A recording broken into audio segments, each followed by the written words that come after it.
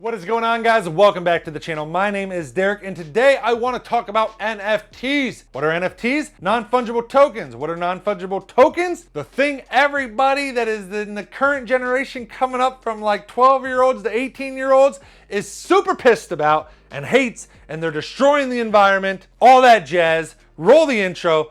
I want to show you what I've been buying.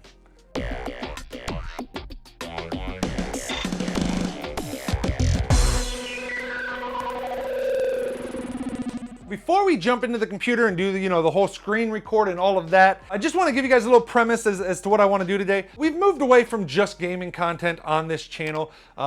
This channel is going to be more focused going forward on kind of just tech in general. That'll include gaming, VR, cryptocurrencies, NFTs, honestly, whatever the heck I feel like doing. I've tried too long to do what I think I need to do on this channel instead of just doing what it is that I'm excited about, what it is that I love. And so that's changing. We're still doing gaming content, but we're focusing the gaming content as clip. There might still occasionally be a gaming video or more of like a review of a game or something on this channel. But overall, the channel is gonna become more of just kind of me showing off cool stuff or trying to help people. And that's what it is. So, the NFT market, if you've been in NFTs, if you're an NFT hater, the intro, a little bit of a joke. There is actually, though, a lot of people pissed about this. So if you're one of those, this video is not for you. You probably want to click away. If you've been in the NFT space for a while, then you know that, it kind of took off. Bored Apes came out, first CryptoPunks, Bored Apes, you had CyberKong, some of these big names, cool. And things started to build. They were cheap at first. Then the prices shot up of some of these different NFTs. Prices got crazy. People started buying, more people started coming in. Everybody's buying, everybody's trying to make money. Everybody's about trading them. I think the NFT community forgot about the art aspect of it, the collection part of it, the having fun with it part of it. And everybody just kind of became laser focused on trying to make money by trading NFTs. I don't know, the culture of it or the fun of it or whatever, which there's nothing wrong with making money. I mean, I myself have flipped a few NFTs. But anyways, so I think people got to that, and what caused that is so many people, or not what caused that, but what happened because of that is so many people became so concerned about the money that the market obviously kind of started to tank, and we kind of went into this bear cycle. I don't know if we're coming out of that bear cycle today, which is what, March 31st, 2022. It feels like we're coming out of that bear cycle, like, everybody sold off, took their profits, the market kind of crashed a bit, everybody realized everybody can't make money doing this, and we lost the quote-unquote paper hands. This doesn't really affect me, hasn't really affected me because of two things. Number one, I've always been a long-term holder. I've been a long-term holder in cryptocurrencies. I started collecting it when it first came out. All the ups, downs, crashes, peaks, I've not really sold it. I've just hung on to it. Riding it just to see where it goes. Same with NFTs. For the most part, I buy, I hold. I'm planning on holding for years. So kind of these cycles, ups and downs don't really bother me, don't really faze me. Number two is I've already made my money back. And what I mean is, while I am collecting for the long term, inevitably, if you're in the NFT space and you're buying consistently, you're probably at some point, or at least your chances are pretty good, especially in new technologies like this. Because you're so early, you're gonna have a project that kind of pops off and the floor jumps up. For some people, that might be Bored Ape Yacht Club, and it jumps up, they bought it for, whatever, Ethereum, jumps up to 10 Ethereum, and they're like, ooh, that's their project that took off. And you sell and you recoup your costs. So for example, coming into the NFT space, I invested about 5 Ethereum buying NFTs. I had one pop off called NFT Worlds, which is like a metaverse project. They did like a token airdrop. They did all this stuff, but the actual world itself that I bought, the floor of that went up to like, 10 Ethereum, and I cashed out. I sold for 10 Ethereum. Some people argue that was dumb. Some people argue whatever. But the bottom line is I made my profit. And so I cashed out from NFT Worlds, and now I made 5 Ethereum. And so I made my money back, and then that gives me, I can now spend another 5 Ethereum, which means in total, I can spend 10 Ethereum on NFTs, and I still have my original bag of 5 Ethereum from cashing out that sale. Now, in the case of something like Bored Ape Yacht Club, it could have kept going up, and today, worth 600, 700, 800 Ethereum, whatever the case may be, millions and millions of dollars. But the truth is, you never know that. You never know which project is actually going to do that or not. You can have your convictions, you can have your truth. So the truth is, when you can my belief is take your profits and then long-term let the rest ride out. Hopefully you hit another project. If not, at least you didn't lose money, which at the end of the day, I think the way most people actually become wealthy is not through luck of hitting it big. That would be the same as going to the casino and hoping for the best. And let's all ask Trainwreck how that's working for him. Please, all of you need to take that very seriously. My point being, cash out, take your profit, then let the rest ride. So I'm not a flipper, I'm not a day trader, I don't ever try to do any of that, but I will take my profit and run. And by run, I mean I'm still in the industry, I'm still buying stuff, but I'm making sure that I at least am breaking even at the end of the day, if possible. You could invest in NFTs and never have one that pops off and lose money. That's still obviously a very real chance. And I guess I should add the disclaimer here, none of this is financial advice. I'm not a financial advisor, blah, blah, blah, blah, blah. Don't sue me, please. Thank you, Lord. Okay. Anyway, so all that said to say that I'm still in the space and I think we've kind of, I quit buying for a while. I talked about it on the podcast with my one friend Codations. We did a podcast episode where we talked about we kind of just lost interest in the market. Well, then what started to happen is this bear market hit. It takes you a while to learn this. You read it in books and stuff, but one day it finally clicks when you do enough stupid trades. Warren Buffett has this saying that, when everybody else is greedy, be cautious. And I'm paraphrasing. I don't know if this is the exact word. But when everybody else is panicking, be greedy. What he's saying is, when everything's really high, all the prices, that's probably not the best time to buy. When things crash because everybody's panicking, because everybody bought so fucking high, that's probably the best time to buy. Sounds simple in logic. Makes sense. You're hearing me say it right now and you're like, duh. But when it actually comes to doing that, when human emotions become involved, it's actually a very hard thing to learn to do as a trader. When I saw this bear market come, I lost interest in the market because I saw it building up. It all became the same thing, all these PFP profiles. I'm like, what the hell? And so I quit investing in it, quit doing it. So did Codations. We just stopped. But then I saw the bear market coming and I saw prices going down and I saw them keep going down and I saw them keep going down. And then there was two things that kind of triggered me to start buying again, which is what I've been doing here this last week of March 2022. Number one, I think we've hit kind of the bottom. Do I know that for sure? No, nobody can time the market. But we've crashed quite a bit. So two things. My thinking is always the long term. And so there's a lot of NFTs that came out by brands, beginning brands that they're the first in the industry. They're the first to come into the NFT space to try to do something. They're companies like Pepsi. They did their Pepsi mic drop, which was these microphones that they're kind of stupid, I think, the art wise, but big brand. You had Budweiser. They came out with limited edition NFT cans. They're just digital pictures of cans. Different cans dating all the way back to really old style of cans to the newer cans with different backgrounds, things like that. You had Coca-Cola come out with something for Friendship, International Friendship Day. You've had these different brands that have done this. You had Taco Bell do some stuff. And so because of the bear market, you saw the prices of all of these things crash as well. And so I started going in and buying up some of these brand NFTs that I know, hey, these guys were first in the NFT space. So while they might not be worth nothing today, in the grand scheme of history, again, it's switching that short-term thinking to long-term thinking.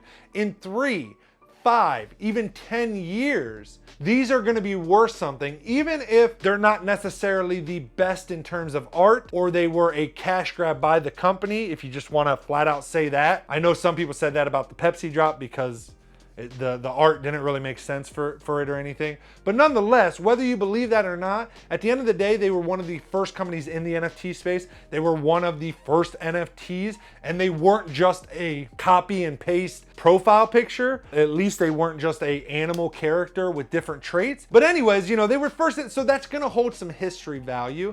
And so I started scooping up some of these. And then the second thing that kind of got me buying again is I like finding weird things to invest in, or again, things that I think they're gonna hold cultural value in the future. If you look at things like collectibles, it's not the pristine collectibles that were sold as collectibles that become worth something in the future. It was the toy that sold out everywhere, and there was millions and millions and millions of this toy out in the wild, but it was the toy everybody played with and everybody abused and everybody used, and over time, those toys fell apart, and there wasn't actually very many people that actually kept that toy pristine in the box, because at the time it wasn't considered a collectible. But it was such a huge cultural impact in the world that then in the future, nostalgia comes into effect, or even history, you could call it a little bit of, and people want to start preserving that. And so those things then become very valuable. Like Stretch Armstrong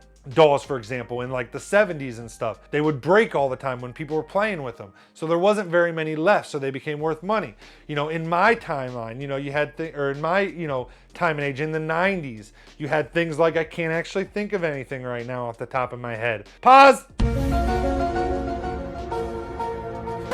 Play. All right, I got something. So those, if you remember in the 90s, there was those bears that you could write on with the markers. They were like the doodle bears, I think they might've been called. And then you could wash them, and then you could redraw on them and stuff with these markers, wash them, redraw on them with markers. Everybody had those things. Everybody used those things. They got used and abused, so there wasn't very many kept in mint condition. The wife and I found one at the garage sale not too long ago. Boom, worth tons of money. You know, sold for like $100 because of that. So with that thing, and I saw this this Twitter post where somebody said, hey, share a project that came out and had all this hype around it.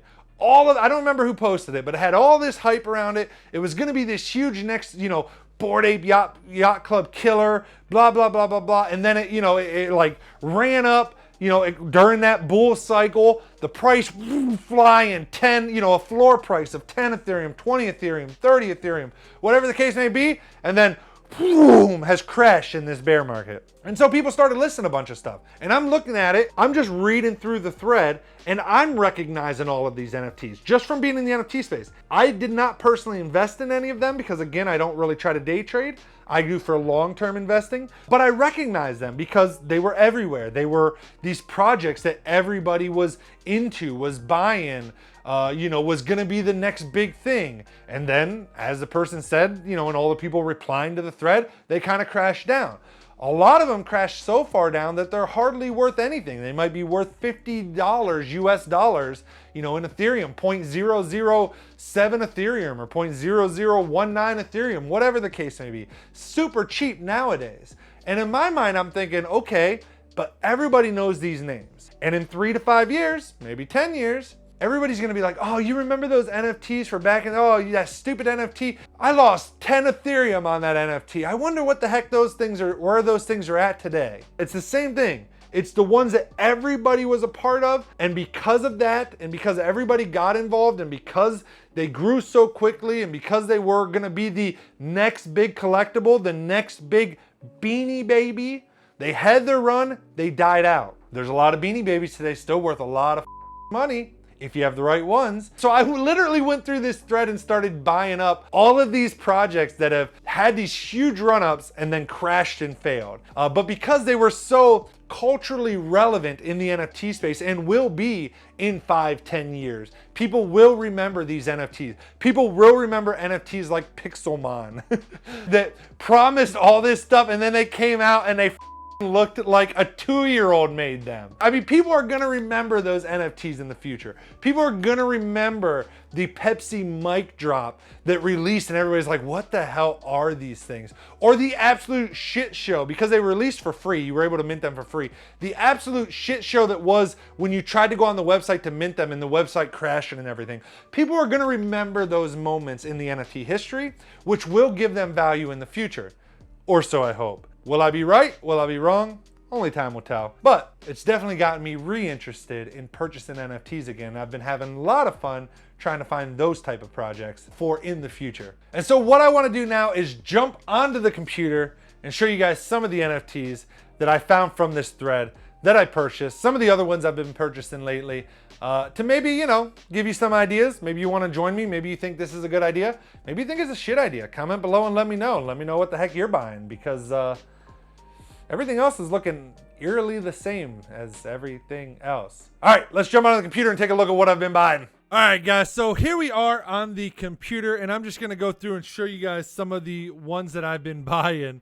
A Theratro watch. So I had seen these back. I invested in a project. So this is one I bought of that same caliper. I had seen these, they were all hyped up, and then they didn't end up going anywhere. I had invested in the Sora's Dream World. So there's the original, and then there was the Dark Machines. Sora's Dream World, this was the original, and then they came out with the Dark Machines. And they did a collab, you know, kind of like a retro look with these watches. I didn't end up buying one because I kind of had a feeling that they were going to get hyped up and then crash. And they did. I bought these three characters up here in the top, the Zuki and the OX Zuki. So I bought this. This was the Atari one that came out that a lot of people had a bunch of controversy around it. So I grabbed one of those because, again, Atari, well-known brand into the future. Crypto Bats, these were by Ozzy Osbourne. Again, they came out. They were super, you know, whatever, you know, hyped up and stuff. And then they've crashed over time. There's the Pepsi mic drop. I ended up purchasing that. I bought it for 0.4 Ethereum. It looks like it might have even dropped some more to the floor.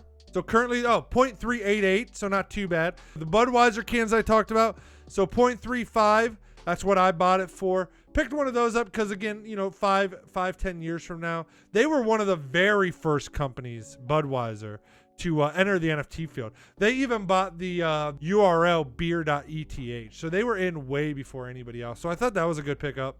And then, again, we also have the Galactic Apes. Those were listed. So those were ones that, you know, had went up and then kind of crashed down or whatever. Oh, Rogue Society bots, those were listed on there. The Ninja Hideout, that was listed on there. And actually, you know, to be honest, looking at this one, I didn't realize I kind of want to buy the actual mecha ones as well. Wait, hold on. So if we do buy it now, you can get one for 0.3849 and I have 0.45, 0.49. I just might do it, man. I might do it. Mechaverse. Let's see. I want to see their crypto bots ones. We do it? Oh my gosh. You guys are watching me do this live on stream too. Do it. Dude, that's the high price though. I'm a little nervous about the high price. $60. Reject. I like, that's a good one. So that's what I've been doing. It's been fun. It's been hecka fun. What do you guys think? What do you guys think about the way of doing that? What have you guys been picking up? Let me know in the comments below. But that's what I've been doing. That's how I've been thinking about investing in NFTs lately. Thank you so much though for watching. Again, I'd love to hear your comments down below in the comments as to how you're doing NFTs kind of in this bear market and stuff. I would appreciate it. If you guys like this video, subscribe to the channel for more cryptocurrency stuff as well as gaming stuff. I do a lot of different things. But get subscribed to the channel, hit the like button, all the stuff. Let me know how you're investing. I'll see you guys on the next one. Until then, peace out, everybody. Later, nerds.